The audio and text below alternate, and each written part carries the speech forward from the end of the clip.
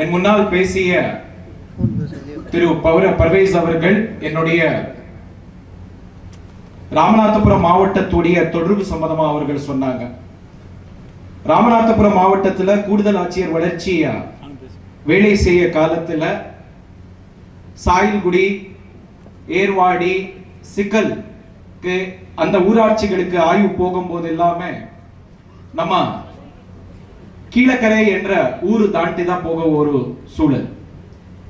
அந்த கீழக்கரை ஊரு தாண்டி போகும்போது எல்லாமே என்ன என்னுடைய மனத்துக்கு வந்த ஒரே ஒரு விஷயம், இன்று தினம் சிறுபான்மையர் சமுதாயத்தில் இருக்கக்கூடிய அந்த ஒரு ஊர் சாதாரண ஊர் கிடையாது, சமுதாயத்துக்கே உலகத்துக்கே எத்து காட்டிய ஒரு நட்சத்திரம் ஊர் என்ற விஷயத்தை இந்த நேரத்தில் நான் சொல்ல விரும்புகிறேன். அந்த இடத்துல தாண்டி போகும்போது எல்லாமே அந்த ஊர் பார்க்கும் போது எல்லாமே மனதுல வரக்கூடிய ஒரு விஷயம், தூய்மையான ஊர். அது மட்டும் கிடையாது, ராமநாதபுரம் என்ற ஒரு மாவட்டத்துல ஒரு பசுமையான ஊர். அந்த ஊருக்கு போற வழி முழுமையா வந்துட்டு இருபுறமும் கூட நல்ல ஒரு தென்னை தோப்பு நம்மால பார்க்க முடியும். அந்த ஒரு ஊர்ல நானும் கூட நேரடியாக ஒரு 2-3 நிகழ்ச்சிக்காக தசீம் பிவி பெண்கள் கல்லூரியில கூட நான் போயிருக்கேன். 1000 கணக்கான மாணவியர்களுக்கு கீழக்கரை என்ற கிராமத்துல ஒரு உயர்மட்ட கல்வி வழங்குறதுல நிறைய ஒரு திட்டமிட்டு நிறைய முயற்சிகள் நம்முடைய மேடை மேலே இருக்கக்கூடிய விருந்தினர்களை எடுத்துட்டு இருக்காங்க. அவர்களுக்கு என்னுடைய மனமார்ந்த நன்றிகளை இந்த நேரத்தில் நான் தெரிவித்துக் கொள்கிறேன். இந்த ஒரு சிறப்பான நிகழ்ச்சியில் என்னுடைய ஒரு 2-3 விஷயங்கள் மட்டும் தான் நான் கூற விரும்புகிறேன். முதலாவது, உங்களுக்கு எல்லாருக்குமே தெரிஞ்சிருக்கும், உலக அளவிலேயே 1776 கிட்டத்தட்ட 350 ஆண்டுகளுக்கு முன்னாடியே நம்முடைய மார்க்கெட், நம்முடைய எக்கானமி எப்படி இருக்கணும்னு சொல்லி உலகத்திலேயே ஒரு பிரபல எக்கனாமிஸ்ட் யாருன்னு கேட்டால் ஒரு ஆடம் ஸ்மித் அவர்கள். ஆடம் ஸ்மித் அப்பவே சொல்லுவாங்க, மார்க்கெட்னா எப்படி இருக்கும் போதுனா அவர் ஒரே வார்த்தையில சொல்லுவாங்க, லீசஸ் ஃபேர் என்ற ஒரு கான்செப்ட் சொல்லுவாங்க.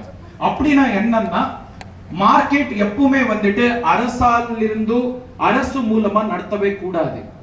அது ஒரு காணாத கை, லேசஸ் ஃபேர்னா ஒரு காணாத கை, இன்விசிபிள் ஹேண்ட்.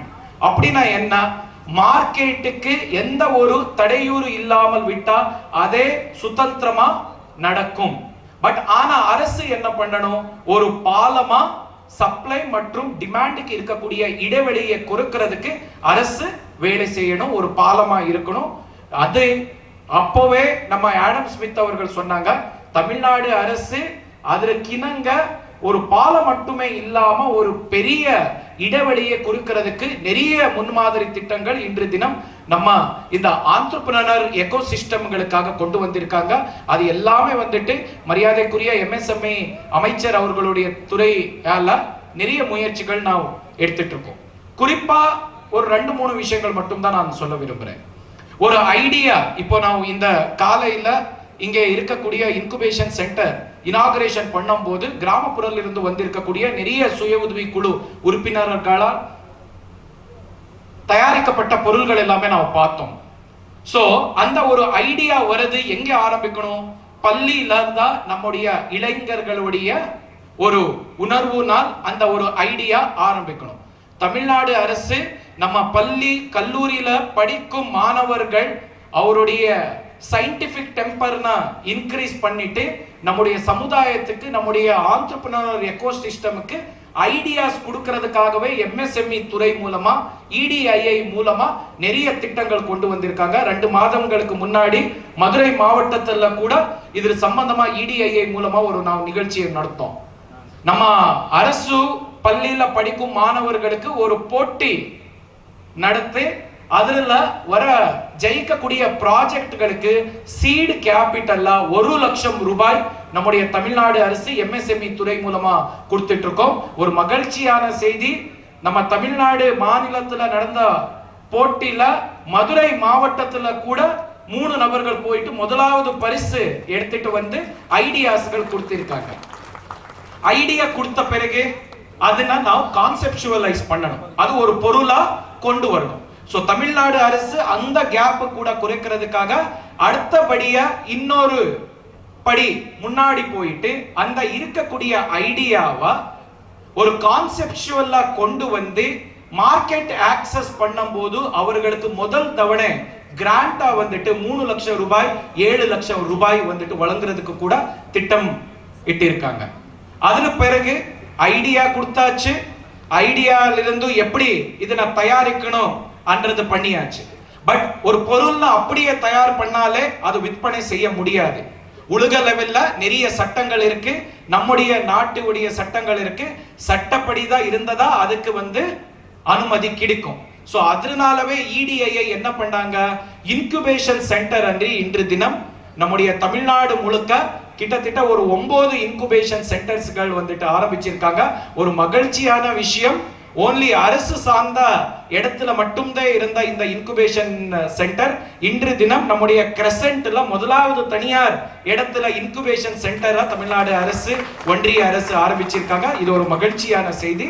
இந்த இன்குபேஷன் சென்டருக்கு உங்களுடைய ஐடியா, உங்களுடைய கான்செப்ட் கொண்டு வந்தா அதுக்கு ஒரு ஸ்கெலிட்டன் போட்டு கொடுப்பாங்க. அது நீ எப்படி அடுத்த படியா கொண்டு போனோம்ன்றதுக்கு வழிகாட்டு காமிக்கிறது, உங்களுக்கு சர்டிபிகேஷன் கோர்ஸ் கொடுக்கிறது, பிராண்டிங் பண்றது, இதுக்கு marketing access, front end linkages, back end linkages, இது எல்லாமே பண்றதுக்கு உங்களுடைய ஐடியா, உங்களுடைய பொருள் கொண்டு வந்தாலே போது அது பிறகு முழுமையா நம்ம இன்குபேஷன் சென்டர் அரசோட சேர்ந்து உங்களுக்கு எல்லாமே உதவி கொடுக்கும். ஐடியா வந்தாச்சு, பொருள் தயார் பண்ணியாச்சு, இன்குபேஷன் சென்டருக்கு வந்தாச்சு.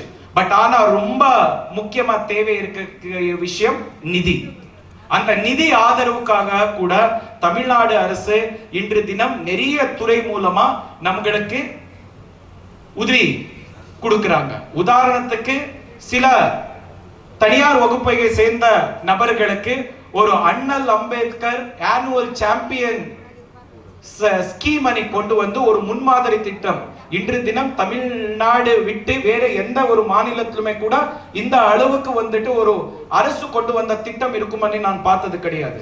சில தனியார் வகுப்புக்கு சேர்ந்த நபர்களுக்கு முதல் தவணை ஒரு தொழில் ஆரம்பிக்கும் போது அவருக்கு கிட்டத்தட்ட 1 கோடி ரூபாய் வரைக்கும் தள்ளுபடியுடன் கடன் வந்துட்டு நம்ம அண்ணல் அம்பேத்கர் ஸ்கீம் கீழே வந்துட்டு கொடுத்துட்டு இருக்கோம். சிறுபான்மை சமுதாயத்தை சேர்ந்த தொழில் நபர்களுக்கு கூட நாம் உதவிகள் கொடுத்துட்டு இருக்கோம்.